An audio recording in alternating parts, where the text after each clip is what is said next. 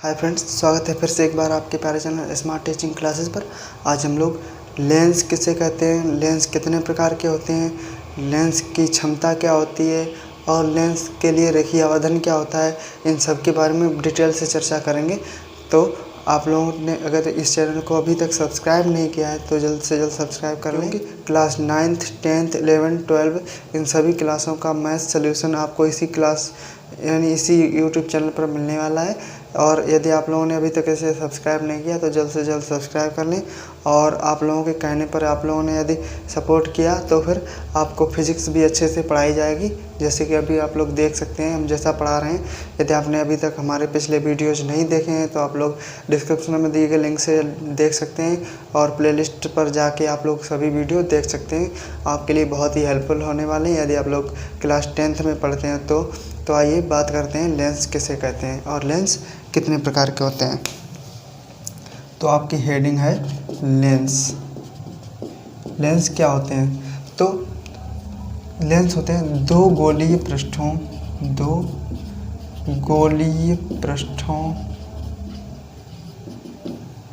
अथवा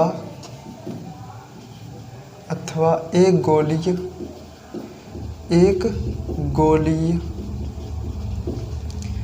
तथा एक समतल पृष्ठ से घिरे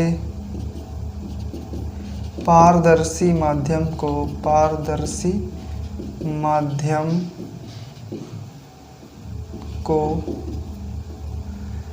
लेंस कहते हैं। तो लेंस किसे कहते हैं?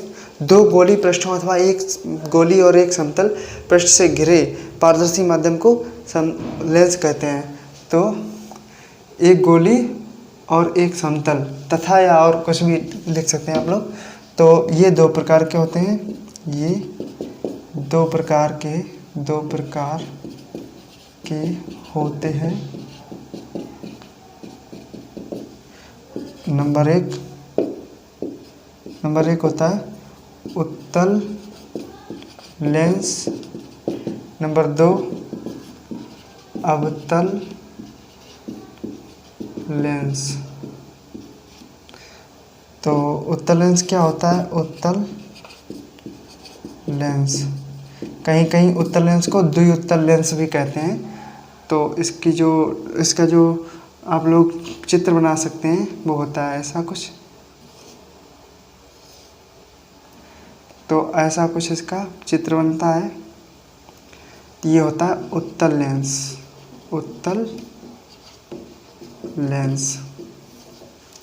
तो क्या होता है लेंस? ऐसे लेंस जो बीच में से मोटे तथा किनारों पर पतले होते हैं। ऐसे लेंस या बे लेंस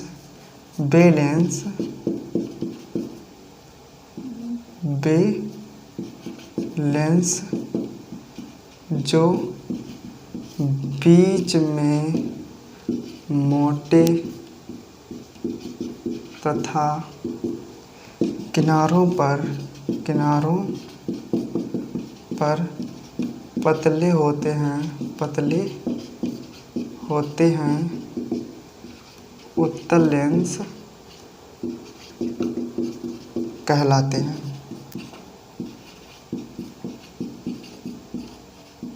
तो उत्तल लेंस क्या होते हैं?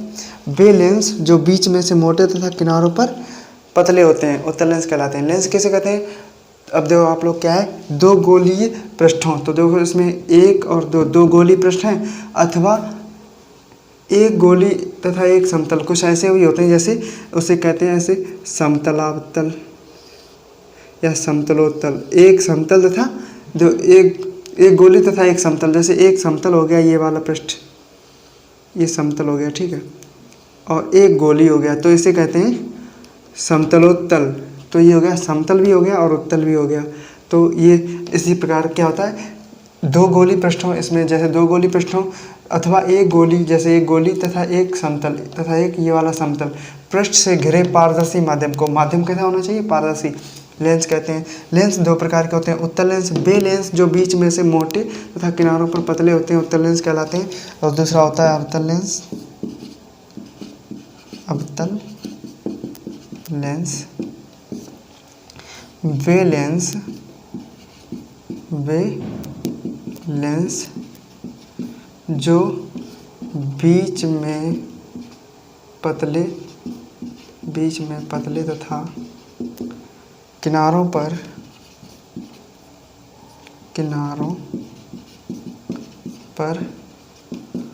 मोटे होते हैं,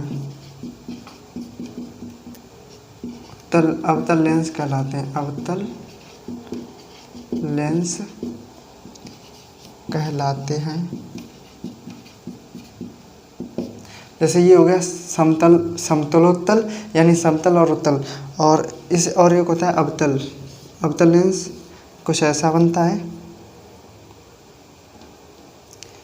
तो ये आपका हो गया अवतल लेंस। अवतल लेंस तो आप लोग देख सकते हैं बीच में पतले तथा किनारों पर मोटे होते हैं, वो क्या कहलाते हैं? अवतल लेंस। और बीच में मोटे तथा किनारों पर पतले क्या कहलाते हैं? उत्तल लेंस। तो आई होप आपको ये फिगर से ये जो डेफिनेशंस हैं वो याद हो गई होंगी। और जैसे समतलावतल क्या होता है, यदि ऐसा हो, अब समतल भी हो और अवतल भी हो ऐसा, तो ये हो गया समतलावतल, ये हो गया समतलोत्तल। तो आई होप आपको इतना समझ में आया होगा। तो लेंस कैसे कहते हैं? दो गोली पृष्ठों अथवा एक गोली पृष्ठ तथा एक समतल पृष्ठ से घिरे पारदर्शी माध्यम को लेंस कहते हैं। लेंस दो प्रकार के होते हैं, नंबर 1 उत्तल लेंस, नंबर 2 अवतल लेंस। उत्तल लेंस क्या होते हैं? बीच में से मोटे तथा किनारों पर पतले। लेंस क्या कहलाते हैं? बे लेंस जो बीच में से मोटे तथा किनारों पर पतले होते हैं, उत्तल लेंस कहलाते हैं। और बे लेंस जो बीच में पतले तथा किनारों पर मोटे होते हैं, अवतल लेंस कहलाते हैं। तथा बे लेंस जो बीच में पतले तथा किनारों पर मोटे होते हैं, अवतल लेंस कहलाते हैं। आई होप आपको ये समझ में आया होगा। लेंस की क्षमता। लेंस की क्षमता क्या होती है? किसी लेंस द्वारा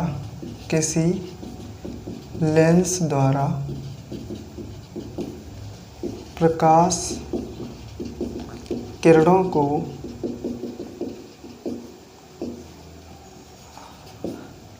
अभिसरण यानी इकट्ठा करने की, या अपसरण यानी फैलाने, अपसरण करने की मात्रा को लेंस की क्षमता कहते हैं। लेंस की क्षमता कहते हैं। तो लेंस की क्षमता क्या होती है?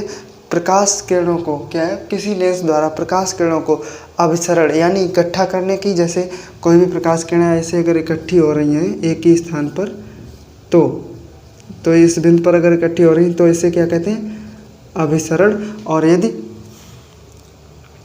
फैल रही हैं, जैसे ऐसे एक ही बिंदु से फैल रही हैं, तो ये अपसरण होता है। तो किसी लेंस द्वारा प्रकाश किरणों को अभिसरण या अपसरण करने की मात्रा को लेंस की क्षमता कहते हैं। इसे P से प्रदर्शित करते हैं,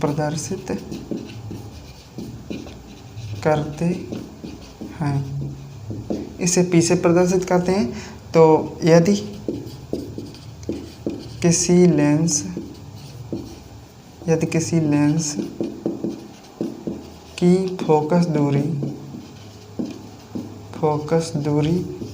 f है, तब उस लेंस की जो क्षमता होगी, लेंस की क्षमता P बराबर 1/f। ये आपका फार्मूला होता है, रिलेशन होता है फोकस दूरी तथा वक्रता, फोकस दूरी तथा जो लेंस की क्षमता है इसमें संबंध होता है। और आप लोग याद रखें कि जो उत्तल लेंस की फोकस दूरी है वो धनात्मक होती है, अवतल लेंस की फोकस दूरी ऋणात्मक होती है, और इसी कारण जो उत्तल लेंस की क्षमता होती है वो धनात्मक होती है और अवतल लेंस की क्षमता होती है वो ऋणात्मक होती है। आई होप आपको इतना समझ में आया होगा। तो क्या होती है लेंस की क्षमता? किसी लेंस द्वारा प्रकाश किरणों को अभिसरण यानी इकट्ठा करने की तथा अपसरण यानी फैलाने की क्षमता को या मात्रा को क्या कहते हैं? लेंस की क्षमता कहते हैं। रेखीय आवर्धन यानी रेखीय आवर्धन क्या होता है? तो किसी लेंस द्वारा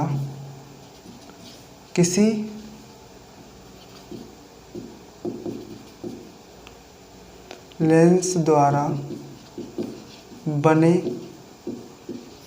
प्रतिबिंब की लंबाई तथा वस्तु की लंबाई के अनुपात को रेखीय आवर्धन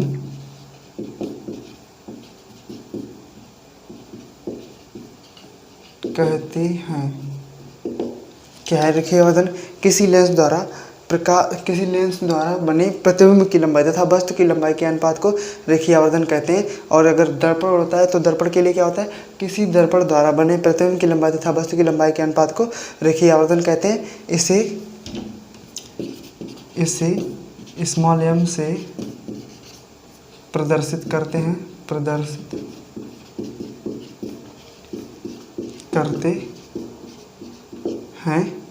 इसलिए रेखीय आवर्धन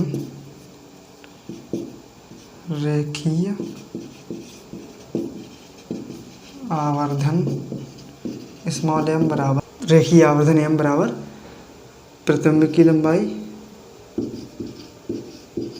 प्रतिबिंब की लंबाई h डैश अपान वस्तु की लंबाई h। तो इसलिए m बराबर स्मॉल m रेखीय आवर्धन m बराबर h डैश अपान h बराबर क्या होता है? लेंस से प्रतिबिंब की दूरी